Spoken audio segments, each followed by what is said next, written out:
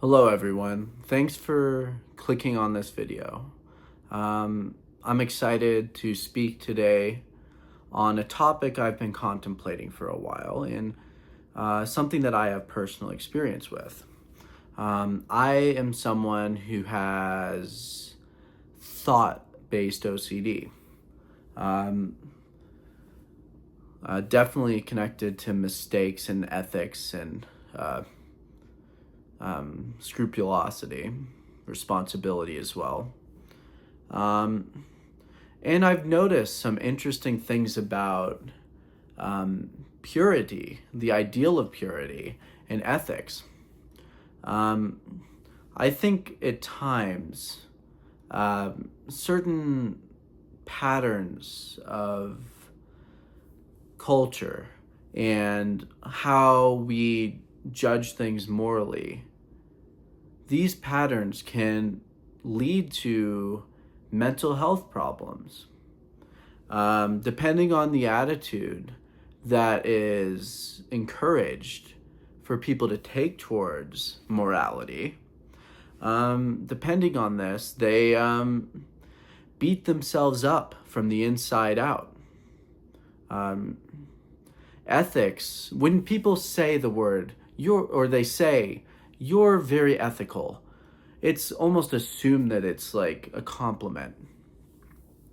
But ethics, you could have a really bad ethical code that calls for people to do terrible things. So when we assume that when you call someone ethical is inherently good, it's not considering ethics as a neutral enterprise that's capable of doing bad and good, depending on what's written and what's enforced. The value of ethics has two components, in a sense. There's the written prescribed rules and an idealization of what's good, sort of a platonic form of the good. And they're not the same. You can enforce evil and terrible things with ethics if it's a bad ethical code.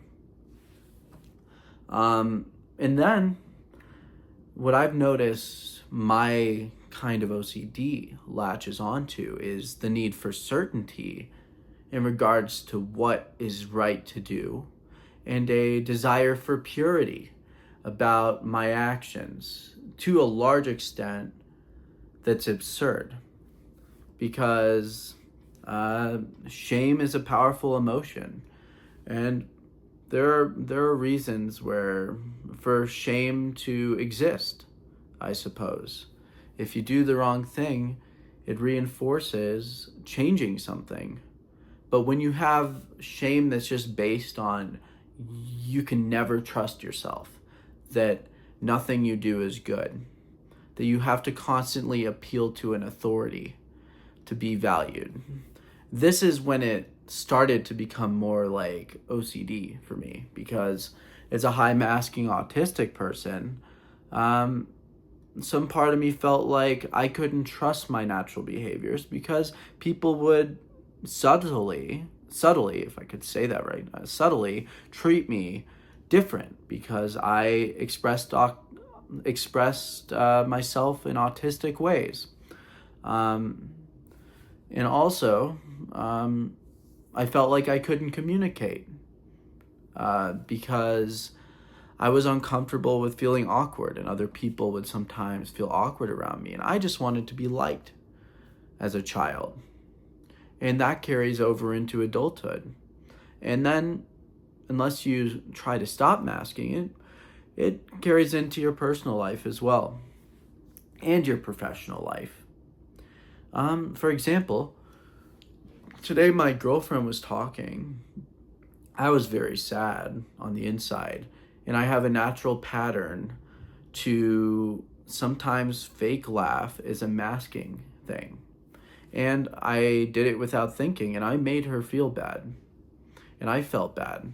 And I started beating myself up for a potential mistake that I shouldn't have been masking.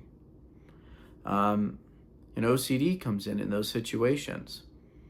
And a lot of the time, you develop these patterns starting early on. I can remember young, just feeling like I wouldn't do things right because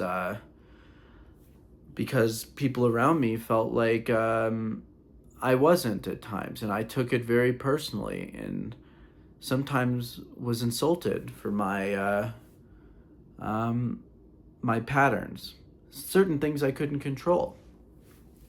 And I think the fact that I have a very mediocre short-term memory is not helpful, because it definitely made my OCD more likely to exist, because when I'd forget things, for example, at school, I would be forced to memorize things. It would take me a lot of time. And I can't remember number sequences so easy. So I'd be punished for not being able to remember things very well. So in order for me to remember, I had to put in so much work to memorize things that I beat myself up internally.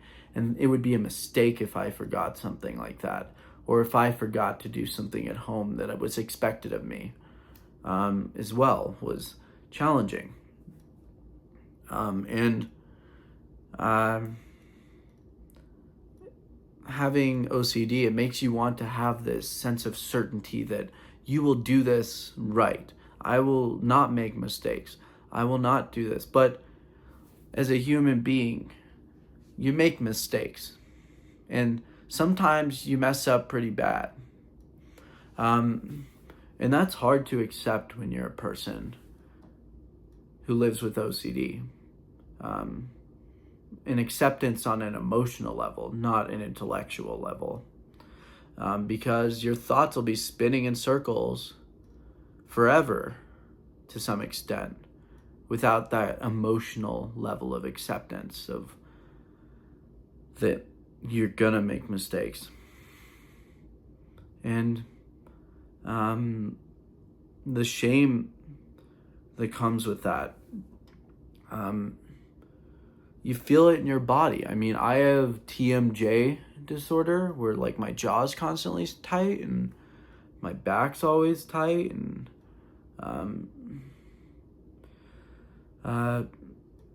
it's definitely connected to how I feel sometimes. Yeah, speaking of, stretching, it helps a lot. And I try and do things for my jaw, but it's not easy. So I'm sure a lot of people watching right now have OCD. And it can be very connected to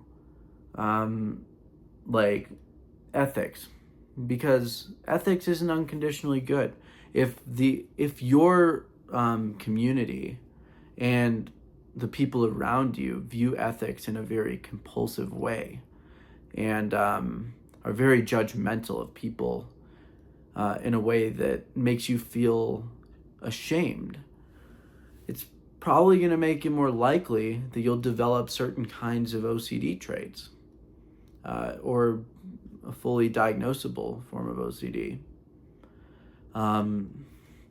And you might think in your head all the time about what's the right thing to do. Read all kinds of books on philosophy or on ethics, looking for certainty. And that's a dead end. You don't get certainty from philosophy past a certain point. And I love philosophy, but to be honest, there definitely were times when I thought I would find certainty by trying harder to find like the right ethics. And really, it's not complicated. And you can base it off of your emotions sometimes, and notice what makes you feel more shame. It's terrible because you don't want to feel that way on some level, and you want to avoid it. But then when you avoid the shame, it makes it worse. It's a paradox. The more you don't want to be feeling a certain way, the more you want certainty and do things to try and feel certain, the less secure you are. and your obsession gets more intense. So, as someone with responsibility OCD, being a philosopher and talking about philosophy publicly, even in my activism videos about autism, has been a challenge because I have to be able to speak in a way where I'm not constantly triggering my OCD, and that's terrible sometimes. I'm gonna be completely honest here. Sometimes when I read comments on my videos, it spirals me if it's really bad. It's happened to me in the past. I beat myself up. I think I made a huge mistake by even posting it. I delete my videos at times. And being able to stand strong, knowing that you're not perfect and that there's reasons for people not to like you sometimes, is hard. I'm never going to be certain, I don't think, have the certainty to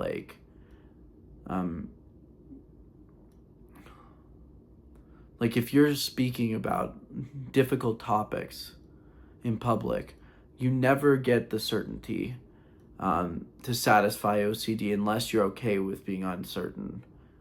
Then you feel at least calmer. And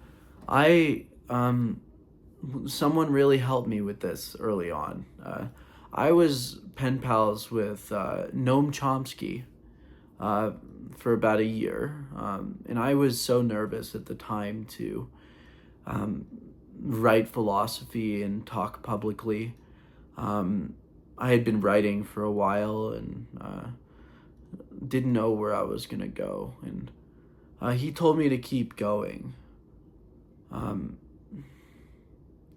And even that doesn't give me certainty. It made me feel good. It makes me feel like I at least have ideas worth sharing.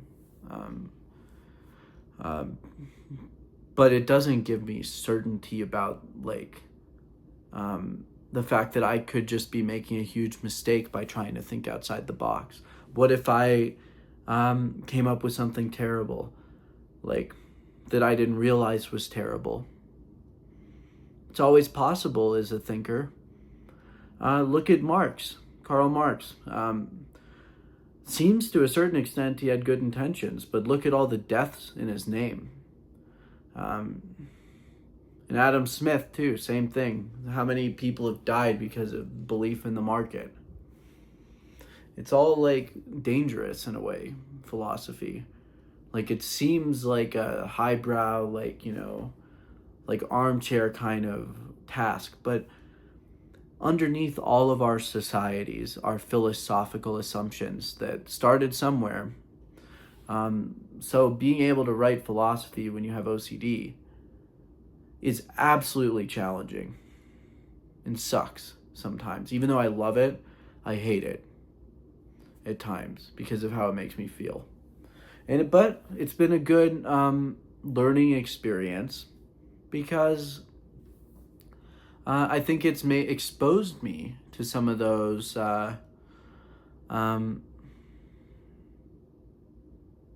emotional triggers and allowed me to work through them in a way, because it's a lot of pressure, posting videos on TikTok and stuff and actually getting people to look at it, because I'm thinking in the back of my head, what if I say the wrong thing? What if I make another mistake?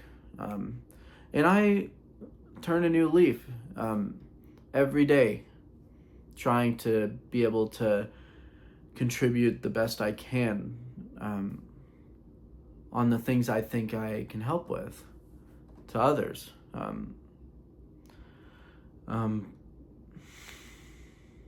And to a certain extent, that's meant, as far as my views on ethics, understanding that the attitude you take towards ethics can make or break your mental health.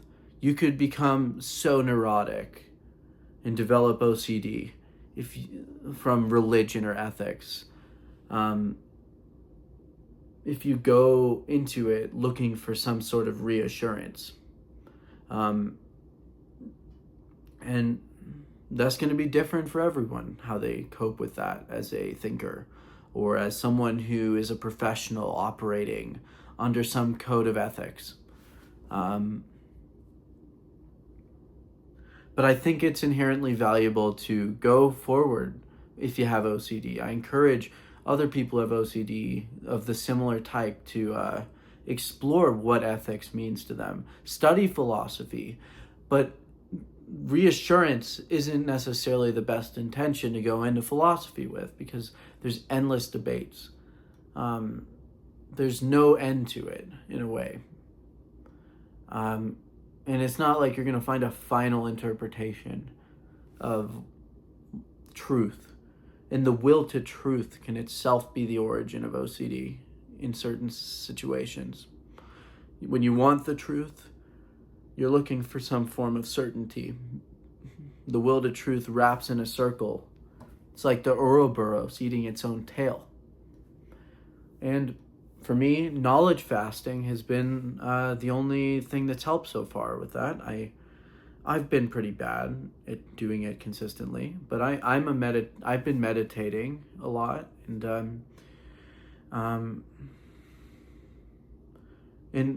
I don't want to say it's easy though, but I encourage other people with OCD to explore philosophy and understand what about my mind is like leading me to want this reassurance. Am I going into philosophy with the desire to have certainty, or am I open to not knowing the answer? That can be a transformative experience on the level of ethics, even ontology. Many people go into ontology or metaphysics trying to find out like things about life after death, or like the origin of the world. And these desires for certainty can sometimes be dangerous. Like, you just have to be careful what emotional attitude you take to these things, because holding a belief in defending it requires energy, and with OCD it'll spin you in circles. I'm not saying that religion's bad or anything, or ontology or metaphysics is inherently bad, but you just got to know your limits and what you can believe, because every time you try and believe something as someone with OCD, your mind is likely going to wrap around it. Whatever you hold most dear will be the thing it attaches to. Whatever your most vulnerable spots are, the back of your mind knows exactly how to sting yourself.